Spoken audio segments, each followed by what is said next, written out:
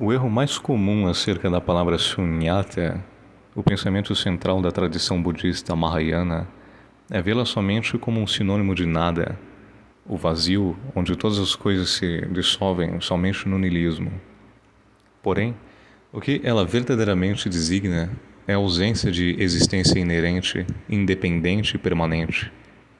Ou seja, nada no mundo fenômenico possui uma essência física que defina por si mesmo, isolado das condições que o sustentam. Cada coisa, cada evento, sentimento, pensamento emerge em dependência de um mar de causas e condições, e não pode ser encontrado ou separado delas. Essa é a doutrina do surgimento dependente, Pratityasamutpada, o coração da compreensão budista de realidade. Perdão pela pronúncia. Ou seja, aplicado ao ponderamento sobre as coisas, o Sol não brilha por si mesmo. Ele brilha porque há uma fusão nuclear em seu núcleo, porque há hidrogênio, porque, as leis da física são como são. Porque a nós, a humanidade que observa na Terra, e é o que chamamos de Sol, há uma língua que nomeia, há uma história de observações astronômicas. Agora, retire essas condições e o Sol que chamamos como fenômeno independente desaparece. Não que o Sol deixe de existir como evento físico, mas a solidez, a independência, a natureza intrínseca que imaginamos que ele possua se desfaz sobre essa análise. O mesmo vale para uma árvore, para uma montanha, para você, para mim. Não há nada que possa ser apontado como isso em si, sem relação com o que não é isso. E a consequência filosófica dessa visão é completamente devastadora para o senso comum, para os endurecidos de ego, uma entidade sólida que a gente acredita que no fundo somos nós mesmos. O eu que pensa, que deseja, que sofre, que planeja, não possui existência inerente, por isso que ele é tão desesperado. Porque o que chamamos de eu é somente um agregado de uma palavra budista chamada shakandas, forma, sensação, percepção, formações mentais e, por fim, consciência. E cada um desses agregados surge e desaparece em dependência de causas e condições. A forma do corpo muda a cada segundo, alimentada por células que nascem e morrem. As sensações de prazer e dor dependem de estímulos externos e internos, de memórias, de estados hormonais. As percepções dependem de treinamento cultural, da linguagem, de experiências passadas. As formações mentais, a vontade, os desejos. As intenções surgem em resposta a circunstâncias que não controlamos inteiramente. Isso são os shakandas, né?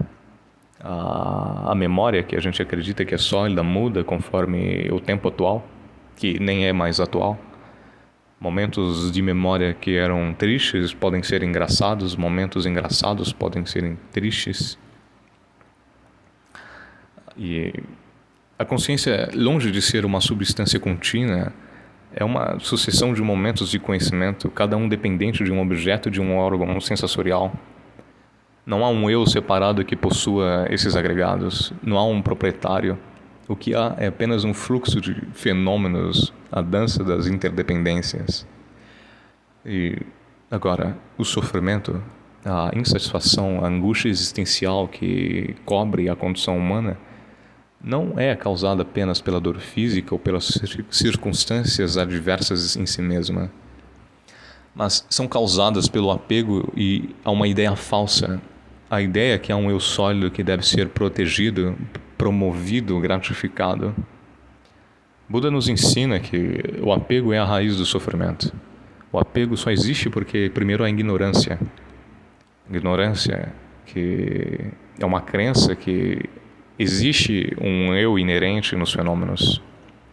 E quando essa ignorância é removida pela compreensão direta do vazio, da vacuidade, o apego perde o seu fundamento. Não porque os objetos desejáveis deixam de existir, mas porque não há ninguém para desejar. E nem mesmo o desejo é visto como algo sólido a ser alimentado ou combatido como um inimigo. Nagarjuna nos demonstra que a vacuidade, o vazio, não é um princípio ao lado de outros princípios, mas a própria natureza da realidade.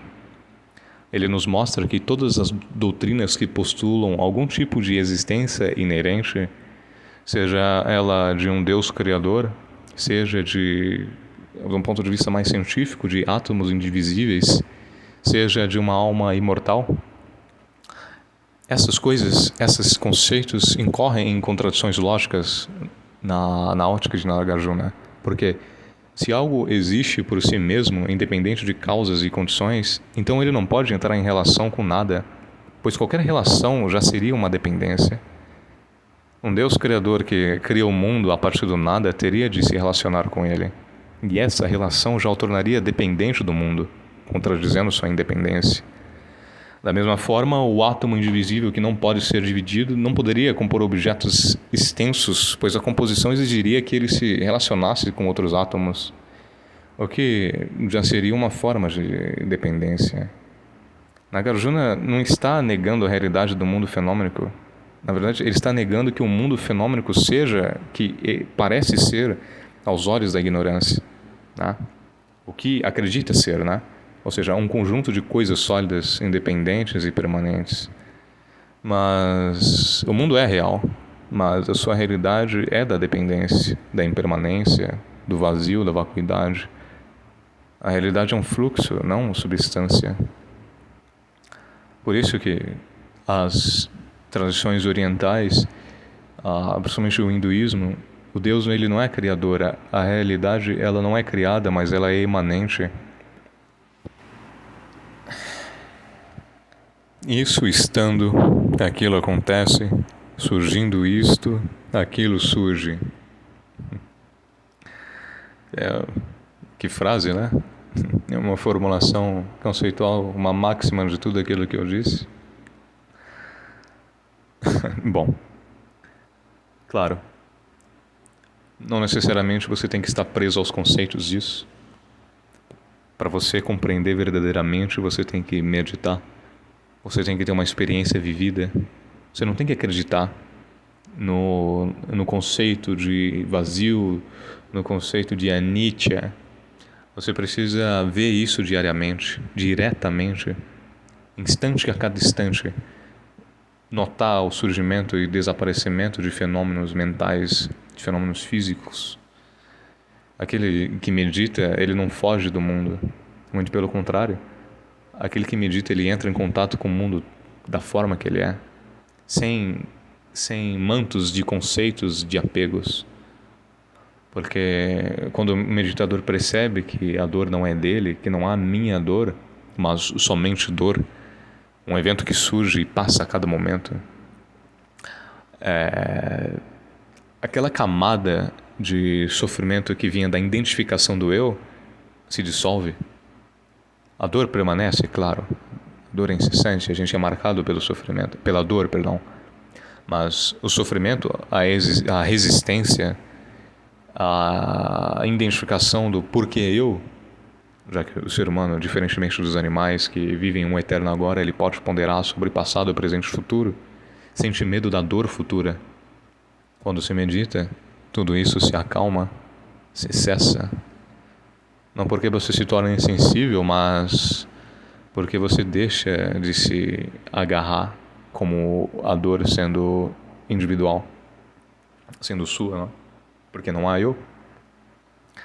Me lembro de uma certa passagem de um rapaz que pergunta para um monge o que é vazio, e belamente o monge responde: o bambu sobrepujado pelo vento, a lua refletida nas águas do mar. Nada somente, tudo dependente, tudo contingência de contingências, não é? Agora, o mais alto grau de algo fenomenal, de algo belo, é a compaixão, karuna. É quando aquele que está liberto percebe que não há um eu sólido separado. Ele percebe que o outro não é fundamentalmente diferente de si mesmo. ele, pela compreensão de que eu, você, ele, aquele, é feito da mesma interdependência, do mesmo vazio. O sofrimento do outro não é indiferente, ele é, por assim dizer, o meu sofrimento. Não porque eu e você seja a mesma pessoa, não porque eu seja você, mas porque não há eu para ser separado do outro. A separação é uma ilusão mantida pela ignorância. E é isso que a gente busca dissolver, não há? A ignorância. E quando a ignorância cai, a separação também cai. E a resposta natural ao sofrimento alheio é a ação compassiva. Não me recordo, perdão, o termo em específico, mas é aquele que está liberto, aquele que chegou a tal ponto de iluminação, aquele que percebe a vacuidade,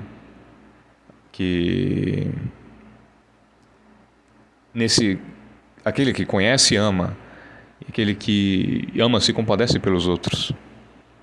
E esse é o ideal máximo da prática mahayana. Aquele que se liberta, aquele que desperta, ele não se sacrifica pelos outros, mas ele é aquele que compreende que não há si mesmo para se sacrificar. E que ajudar os outros é tão natural quanto aliviar o próprio problema, o próprio incômodo. E agora, falando da vida cotidiana, a vida cotidiana para aquele que compreende o vazio.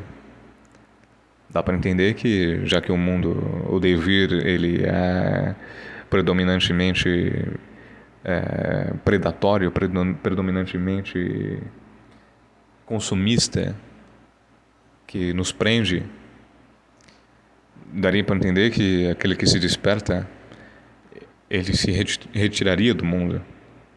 Mas aqui que entra a beleza desse ensaio, porque se torna uma dança o devir. Ele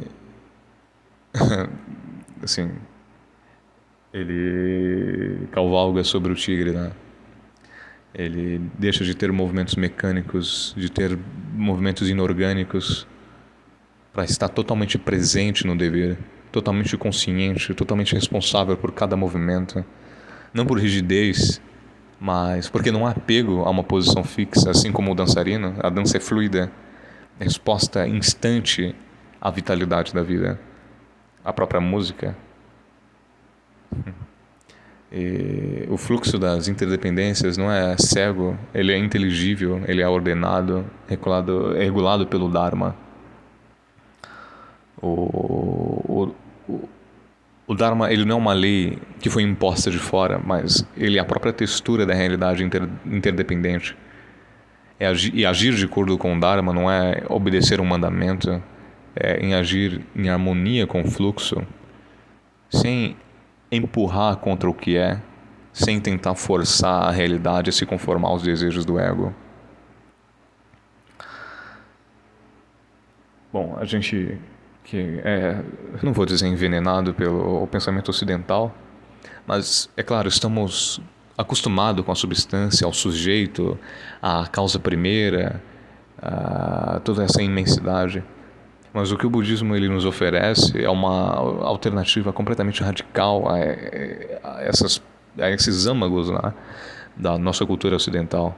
Não há sujeito, não há substância, não há começo. A mente busca o fundamento apenas para a interdependência.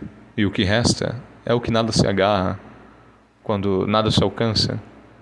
Não há ninguém para alcançar, é paz. Não é uma paz do Nirvana como um lugar distante, mas a paz que está aqui mesmo no devir. Que tão perdida pela agitação do desejo e pela rigidez do ego. E aquietar essa agitação, dissolver a rigidez, não é um trabalho de momento, é um caminho gradual, é exponencial, é com calma, é com meditação. Essas coisas elas não são feitas do dia para a noite, é tudo tempo, sabe? É o pulmão que infla e desinfla, né? São coisas que vão acontecendo, né? É preciso de disciplina, paciência, Mas saiba que cada passo nesse caminho, que pode ser visto como um caminho de espinhos, né? Sempre você vai ser mais liberto. Cada presença sem identificação já é um vislumbre do vazio. Já é um sorriso mediante ao abismo. É belo, né? Os orientais com certeza sabem de coisas que a gente não sabe.